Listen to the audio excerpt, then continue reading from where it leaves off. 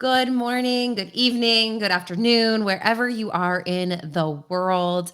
I am Rachel B. Lee, and it's Friday. And that means I have an amazing guest with me. I'm here usually at the first Friday of the month, and then I scatter in others that I think are incredibly amazing. And Tiffany Yu is one of those lady bosses.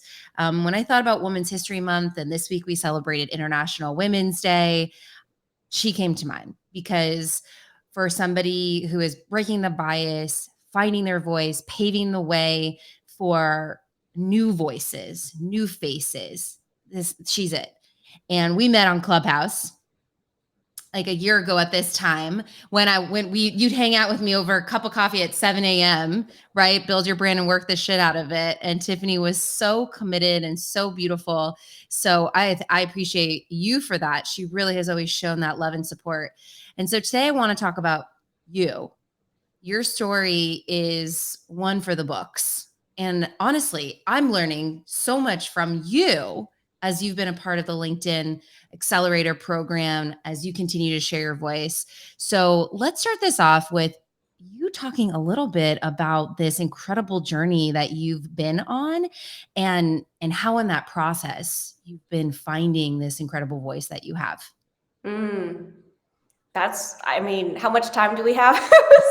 We have 30 minutes. We have Oh, 30 minutes. Xander's here. Yay, we got to say hi. Xander's here. What's up? We got Josh and Lisa. Hello, friends. Okay, Hello. Tiffany, you. Okay, here we go. So I like to start off by sharing that I'm the daughter of a Taiwanese immigrant, my dad, and a refugee from the Vietnam War. And I think that will make a little bit more sense as we move a few chapters forward. And I know that I had chosen the topic unlearning shame, and that will also kind of make a little bit of sense in the context here. So the youngest of four, born in the US to Asian immigrants. And the turning point for me happened when I was 9. And at the age of 9, on the way home from dropping my mom off at the airport, my dad lost control of the car. I broke a couple of bones in one of my legs that would leave me in a wheelchair for 4 months. I permanently paralyzed my arm. And much, much later, I'd be diagnosed with post-traumatic stress disorder, or PTSD, related to that accident. And so bringing in the daughter of Asian immigrants within my family, my mom has said something to me, and she has said, I don't want anyone to know about our struggle. And I feel like that is the theme of what happened over the next 12 years after the car accident. And so from ages 9 until 21, my mom modeled for me that I shouldn't tell anyone about my dad or my arm or the car accident or anything traumatic or mental health related. So I wore long sleeves all the time.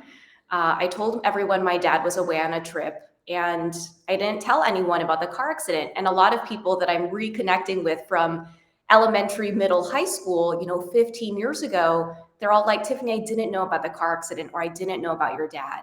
And they were like, I knew about your arm, but no one ever asked you about it, right? And so because I felt so much shame about this like trifecta of this experience that I had when I was 9, I didn't have an outlet to process my grief and my trauma. And as a result, I actually think that's what exacerbated me now living with a mental illness, right? If you don't have the processing system to complete that stress response cycle. So fast forward to age 21, I'm a senior in college. I just finished this summer internship in investment banking at Goldman Sachs, and I had my full-time offer in hand. A lot of really great things happened at Goldman, and the most important of which was I felt like it was the first time I wasn't given an easy button for life. In the past, people would like know that, my arm was paralyzed, and they'd be like, oh, you don't have to participate. Oh, you can sit out on this one. And that became like a consistent theme of those 12 years. And then at 21, after doing this internship, they were like, 1 arm, no arms, octopus, 8 arms, like pitch book, 8 a.m., thanks. Yeah, do the work. I'm thinking, can't even. Yeah. And so I call that a little bit of tough love. And I started to get really curious, what does tough love look like within disability spaces where we are pushed to our potential and operate at a level that is much higher than where other people in society have expected that we should be. And the expectations are set very low.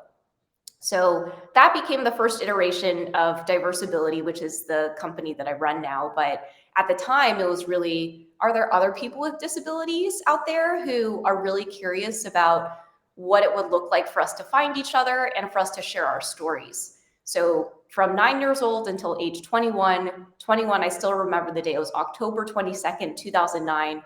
That was the first time I ever shared the story of the car accident publicly. And fast forward, there have been a couple different career pivots since then. I then went into working in investment banking full time, pivoted and became a TV producer at Bloomberg Television, went back into corporate finance for a company co-founded by P. Diddy, worked at a startup, got fired, and now for the past 5 years have been running Diversability, but also have kind of like emerged as this like speaker and content creator and brand person under your Clubhouse rooms. I mean, what I love about your story is just how dynamic you are and how these struggles have actually that brought this vulnerability and intimacy, and I feel like people, Tiffany, hide just like you did, hide these parts of their life because they're fearful, when really that is the juice for their entire life and passion and purpose. It's like Mhm. in that struggle is the personal brand, is how you find your voice. Tiffany, I'm curious. I had the great pleasure of doing a workshop for Diversability, and the people were so incredible. Just really, it brought such awareness to me about what it is for others who have different things, how it's not that easy to share content. It might not be easy to get on every day, right? They're the first time they're getting a job, right? Because they're finally somebody accepted them to give them a job. Mhm. For you, what keeps you going? How, when you're working with Diversability, what are you speaking and telling them, right? When it comes to building their personal brand and sharing their voice, what is your sort of message to for your entire organization as you put yourself on a platform? Yeah, I guess I'll say it's two things. So number one is I know I shared kind of I call these our disability origin stories. So that first one happened when I was 9 years old, and that second one happened when I was 21. Right, that October 22nd, 2009 date, where I was like, I'm really curious what it looks like to fill my space as a disabled person, to actually go on this journey of accepting that this is the new body that I'm living in, that is, and it's okay to grieve the old body that I used to be in as well. And part of our work is how can we get as many people to that second story of being proud to be disabled. And if you're not proud, accepting it, embracing it, understanding like the same way that I'm Asian and that I'm a woman, and society makes assumptions and judgments about who I am based on those two identities, they make similar judgments about the fact that I'm disabled as well, right? And so what keeps me going is again, how can we get as many people to that second story? And to be totally transparent, a lot of disabled people will never get to that second story, and that's okay too. But for me, I'm like, I see the own arc in my own journey of really, what's that phrase, like phoenix rising from the ashes? Like, I think back to that 12-year period of like 9-year-old Tiffany, and my heart breaks a little for her, right? I still feel really sad for this little girl who experienced something I don't want anyone to experience. But I look to 21 to 30 something Tiffany, and I'm just like, she's so cool. Like, I want to be her, right? So, kind of like embodied in that number one point is like, how can we make disability aspirational? You can look at Tiffany's story and you say, I want to be Tiffany. And when you say, I want to be Tiffany when I grow up, you mean all of the identities that she embodies, right? I can't leave my disability identity at the door, or the fact that I'm an Asian woman. And I know in the context of everything that's happening now, there's a lot that's happening within the AAPI community. So that's number one. Number two, what keeps me going is just looking at the team that we've built. So I know, Rachel, you had a chance to meet not only some of our community members, but some of our core team members as well. And all of us identify as disabled. So we are a 100% disabled team. We've got 9 folks, including myself, and we're supporting people's livelihoods. So I love that we kind of have this public facing part, which is let's get you to see how you can be proud to be disabled. But we also have just within our team, like, let me show you, or like, let me support like getting job experience, right? One of the things that you mentioned in that question is a lot of us aren't given the chance. Yeah. People will see our disabilities and then they'll make judgments about what they think we can or can't do. And interestingly enough, I just posted a video late last night around how I shoot content. And probably no one ever thought that that is how I shoot content, by stabilizing a phone with my knees to do an unboxing video, and so that also highlights, it reminds me of like that Goldman thing of the pitch book at 9 a.m., right? Yeah. The content that you are consuming looks the same, but because I am being a creative problem solver in my disabled body, the way I do it might look different. And does that matter? Yes or no, from a work output perspective? No. So give me the chance, right? Mm. So, the theme of International Women's Day was breaking the bias. And as you talk about this and say, give me a chance, right? I want to see that video too. I didn't see you post that yet. We as is we on this side, right? The eye banker, right? That's like, this needs to be done. The people that are just blind to it. What can we do to have more awareness, more sensitivity, more compassion, for the kind of people that are part of your organization and with any sort of disabilities? Yeah. So I'm just going to say one asterisk, and then I will answer your question. So one of the things I've been noticing is that we have used being blind to a situation a lot. And I just want to highlight that some people who may be blind uh, might not prefer that language. So instead we could use we've been unaware for a long time. But I just wanted to call that out / call that in a Yeah. little bit, because it's almost like, so like, again, I have a form of paralysis in one of my arms, and the number of times I've heard paralyzed by fear, or the economy was paralyzed. And I'm like, there are a lot of other terms that you can use that don't weaponize and continue to shed a negative light on different disabilities. So little asterisks. The other thing I'll say is I've been really reflecting on how the disability community is not a monolith. So Rachel, once you've met me, who I'm a disabled Asian woman, you've met one disabled Asian woman. And the fascinating thing about LinkedIn is now you have the opportunity to follow so many different disabled professionals on this platform who all have really different experiences to share. So I would say if you are a LinkedIn power user, which I feel like Rachel is, I would suggest starting to follow different LinkedIn creators on this disabled LinkedIn creators on this platform. And once you start getting this exposure, like you mentioned, the theme of this month is breaking the bias. So one of the best ways to tackle any type of bias is, and this is from Dr. Vivian Ming, is through real life continuous experiences with people who challenge your stereotypes. Real life continuous experiences with people who challenge your stereotypes. Many of us are existing in a virtual world right now. So what does that real life continuous experience look like? It means potentially following people who might have perspectives that are different than your own. And that's how we end up starting to break the disability bias. I'll put disability in parentheses in that hashtag. Is that's where you start to get exposure. And then similar to you and me connecting, Rachel, is we started to build a level of intimacy in our relationship over time, right? By having, not only did you have exposure to me in that one Clubhouse room, was that I continued to join every single week, right? Because I love what you were doing. And I was learning a ton from you too, and wanted to participate and support the best way that I could. And so as a result of building that intimacy, I can then come to you and say, hey, Rachel, I know you are an expert in this space.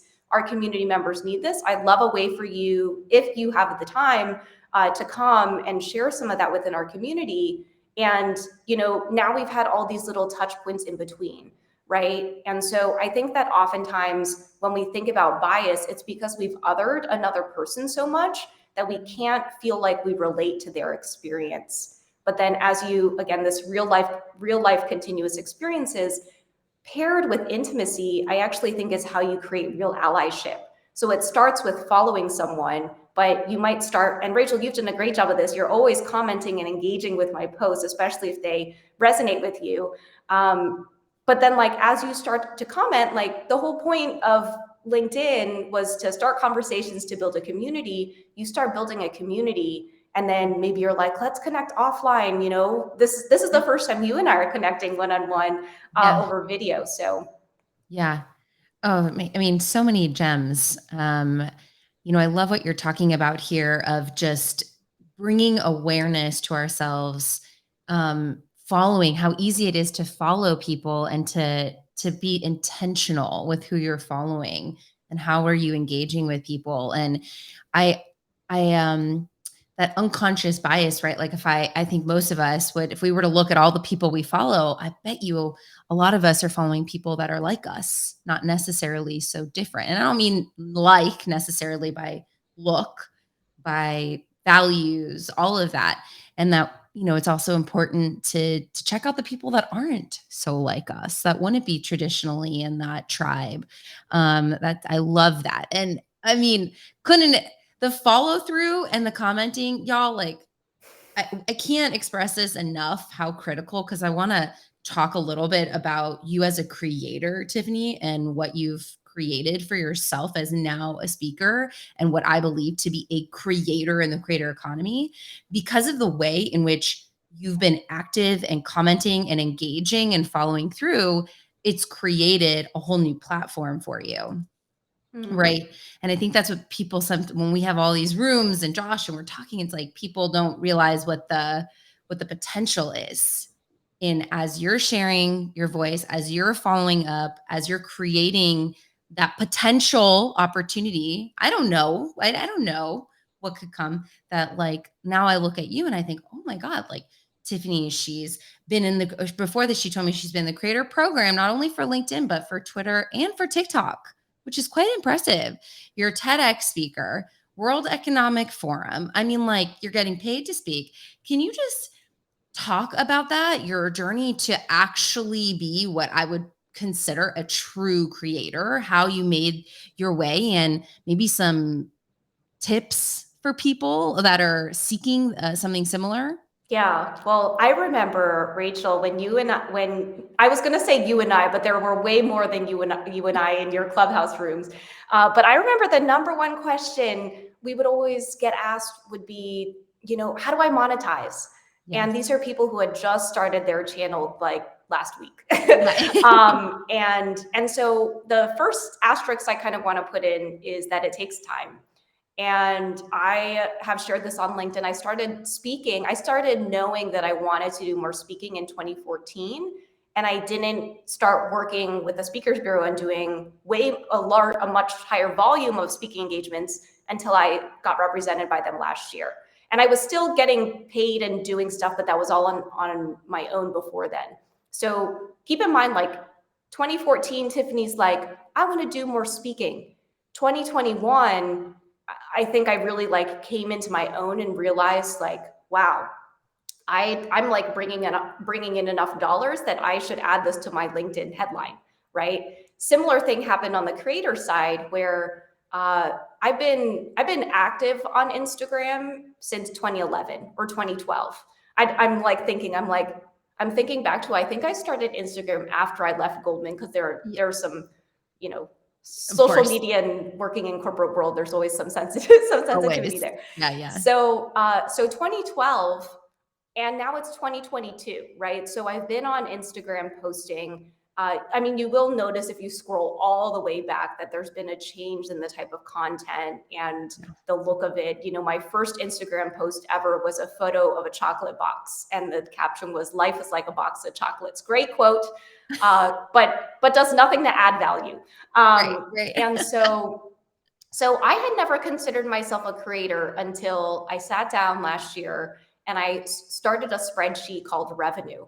And because I call myself like a creative entrepreneur, in the sense that, yes, we have diversability, but I think hashtag entrepreneur life, we also have to realize that it's okay to have other places where our main streams of income come from. And to be totally transparent, diversability is the lowest. I mean, we're supporting a lot of people at diversability. So for Tiffany's like bank account, it's lower on the rung of where money is coming in from. But from a creator perspective, I I lost my train of thought because I got really excited about the comments coming in, and they come in so fun, like little bubbles. But as a creator, like I sat down in this spreadsheet and I realized like not even doing this full time, not even being like super cognizant that or leaning into the fact that I was a creator, I had brought in like $55,000 of different content related deals. And a lot of people will use their content to get speaking gigs or to get consulting gigs. So I'm not even including that. I'm just talking about pure content.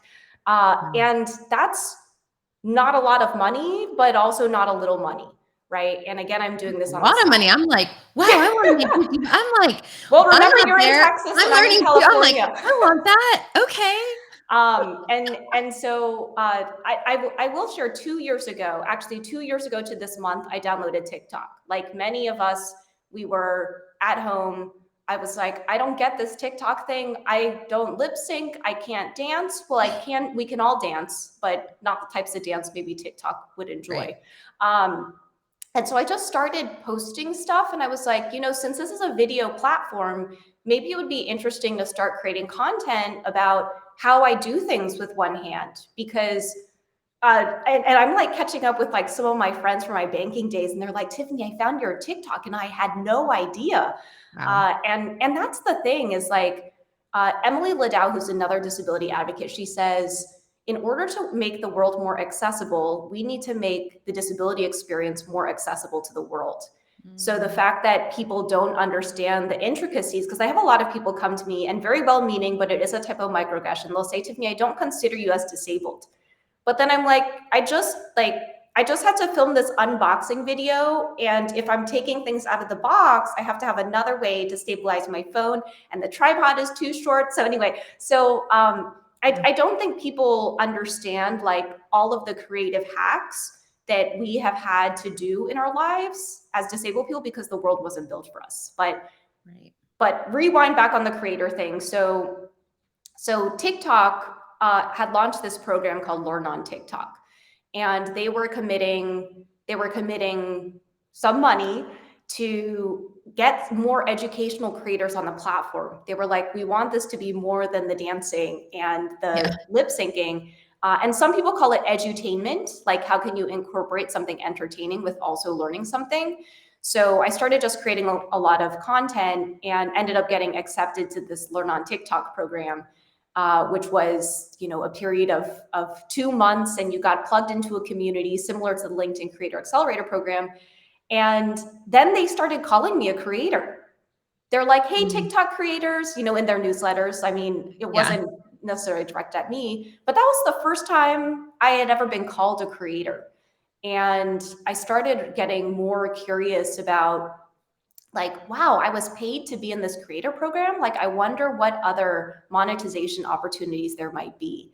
And I'll share that as someone I studied finance and accounting in college. I worked in finance related fields for 6 years after I graduated. So 10 years of looking at numbers and looking at numbers. And so much of how I build today is also looking at numbers. So even when we started Diversability, because we're a for-profit community business, for me was really thinking through how are we going to generate income here. And now our question is, okay, we know how to generate income, but how do we do it at scale? Because right now it's like, okay, here's some money. But is that enough to support everyone that we want to be able to support? So yeah, I think for me, it's like every opportunity. And the other thing I'll share, and my speaker rep said this to me. He goes, Tiffany, we didn't invent capitalism, and I know a lot of us don't like it, but we have to learn how to survive and thrive in it. And that's why Hmm. I've spent a lot of my platform on LinkedIn trying to be more transparent about money, because I think Yeah. so many of us are afraid of it. And I have a feeling that some people will watch this live or they're listening to the recording and they're like, all Tiffany thinks about is money. And I'm like, well, I need to live, right? Yeah. And you also Yeah. have to think that the money that you make, Rachel, goes to support you. You have a family. You'll probably also support other lady bosses too. Like you're investing that money into women.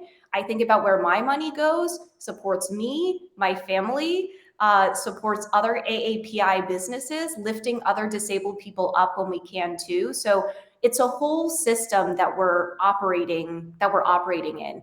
And I will share that for a long time, and still, a lot of my advocacy work pays $0, right? And that's why I Yeah. had to kind of become this creative entrepreneur and say, where are the other spaces that I'm seeing other people be able to monetize? And do I have the opportunity to create opportunity for myself in those spaces as well? I mean, I love that thought of a creative entrepreneur. I mean, inherently as an entrepreneur, as I'm learning, you have to have a multi-dimensional way of looking at money. Like there isn't just going to be this job that pays you all the time, right? And it's kind of about time when you think about it, Tiffany, since all of the social media platforms have been using us. I mean, LinkedIn's the best, I would say. I mean, I'm going to be real with my audience, right? And I see you, Sudeep. I see you, Nathan. Thank you, Rachel, for being here. Um, we're the users. Like we're the users, right? We all saw the social dilemma, like Facebook's, Instagram. They're using us to make money, and so it's kind of right that like your content, your perspective, your story, which is so compelling, that you should get paid for it, right? Like it's a different way of thinking about, being a creative entrepreneur, even if you're not an entrepreneur. But I think at the time, it makes sense, and it's only fair that our IP is truly our IP.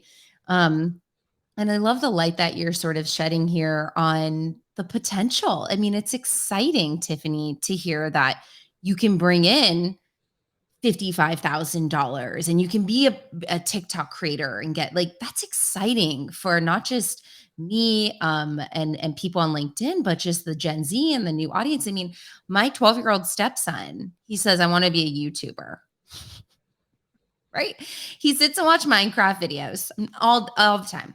Same with Skylar, who's going to be 10, Tiffany. Okay. They're not on TikTok yet. I'm like, I don't want them to be on the social for as long as possible. But that's what they say. I want to be a YouTuber. So he And shoots and that's videos of and himself. what'd you say? He shoots videos of himself doing Mhm. Minecraft. And I'm like, this is in my head. I'm like, really? Is this possible? My like parenting self is like, no, like go get that job, like go to college. You know what I'm like, no, don't do it. But the reality is like things are changing. You're sort of showing what's possible. Yeah, I mean, I think it's fascinating. The number of people who came to me and I felt embarrassed to tell them that I was creating content on TikTok. And I was like, no, don't go follow me. It's embarrassing. And I remind myself that if it's not a little embarrassing, then it's not TikTok.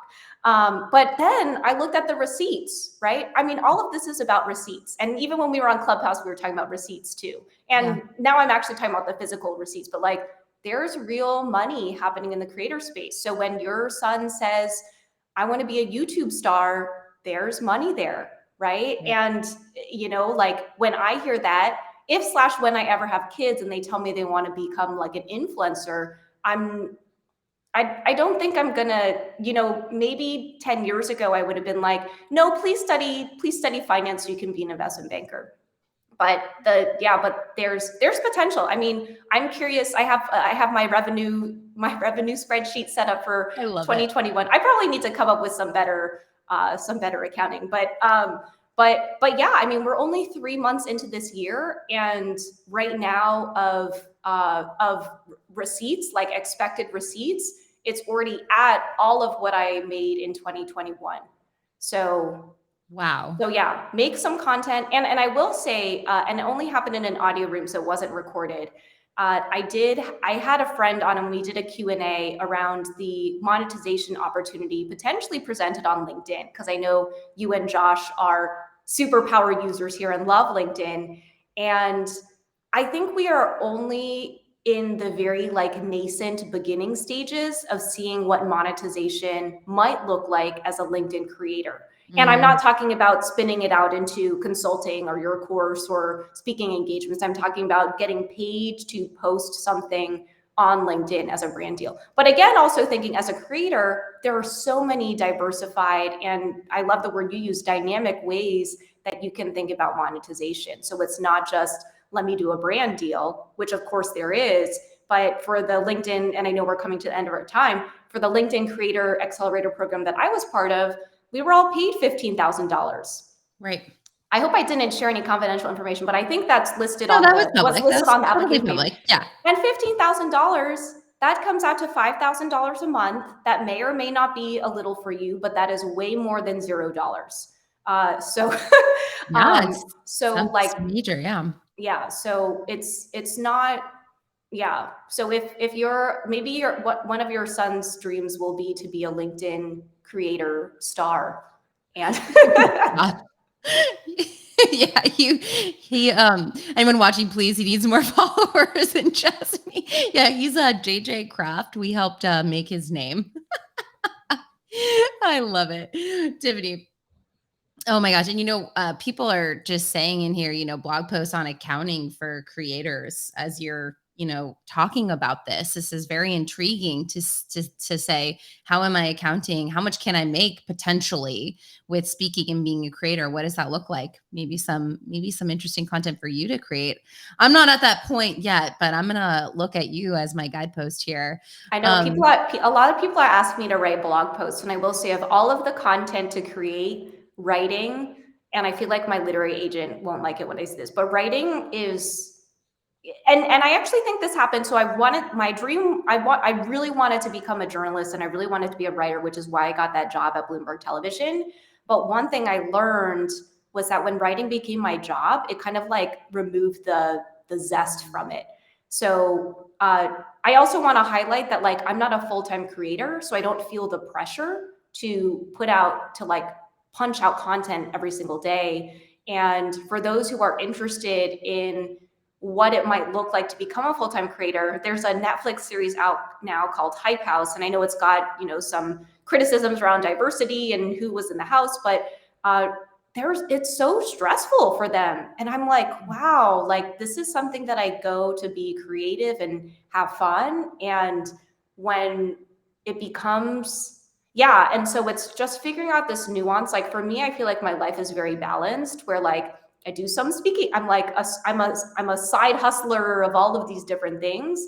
And because yeah. none of them are like the super full thing, I haven't really put that pressure and stress on myself to like make it work. Right. And this is why, again, I advocate for diversifying our streams of income. Oh, I totally agree. That creative entrepreneur, that way of thinking, what does that really mean for me? And it's a great point. Like, I mean, as a creator, like I do like to write, but I hear you as I have to write more and get to write more and more on behalf of our clients. It does start to get more tiresome and an energy drain. And so when you're creating, you want to feel inspired. And to Mm, feel inspired, that might be on an audio platform. It might be writing. It might be video, right? Video. Not a lot of people aren't that comfortable on video, Tiffany. You're great on video, right? And so if you're listening, like, how do I start doing? You also need to figure out the modality for creation that's most comfortable for you, because you want to be inspired. You want it to feel easy for yourself. Whatever that might be, choose what feels good to start. yeah, yeah, yeah. And I'll also share like if like I remember when I was at Goldman, or actually when I was at Revolt, I worked for this company that was co-founded by P. Diddy. And on paper, it was everything that I dreamed like 20 something, lean in, Sheryl Sandberg, channeling my inner Sheryl Sandberg wanted, right? I had my own office. I was director level. I was sitting in on on board meetings, you know, and Diddy was the chairman of the board, so he was there. Like, Yeah. it sounds cool, but at the end of the day, I was like, I don't know. I wanted something to balance it out. And so, but I stayed in the job because it would, you know, it helped support my lifestyle in New York at the time. And so I just also want to let your followers know that if your full hustle isn't giving you all of those creative juices, it's okay. We all have different reasons for doing the things that we want to do. But I hope that, you know, we call this your 9 to 5, and then maybe you have a 5 to 9. In your outside time, that's where you can express the parts of yourself that maybe you aren't able to when you're in work. Yeah. It's wonderful advice because it can be a both and. I think that's the beauty of what you're doing, what I'm doing. For me, I had to leave corporate to really feel like I could share my voice, but that's for me. And a lot of companies are very supportive of you having those things outside, and finding a place where maybe you can do all of it. And I mean, that's like what's really cool about the time period that we're in. I think Yeah. it's special. Oh, Tiffany, well, what an amazing conversation. Thank you for introducing yourself so deep. I see you on there. Thank you. I love it. I love it. I love it. You are amazing, Tiffany. I honor you. I respect you. I'm so excited to continue to learn from what you're doing. And I hope that in a little bit, a year from now, we can sit and say that I'm making as much money as you as a creator. Hey, putting it out there. You got to put it out there. I know we're manifesting. We're manifesting on our Friday, March 11th. And continue to follow Tiffany. She does amazing stuff on pretty much every single platform. She's incredible. So thank you so much for being with us today. Have a beautiful rest of your March, everybody. I will see you first week of April on LinkedIn Live. All right. Bye, everyone.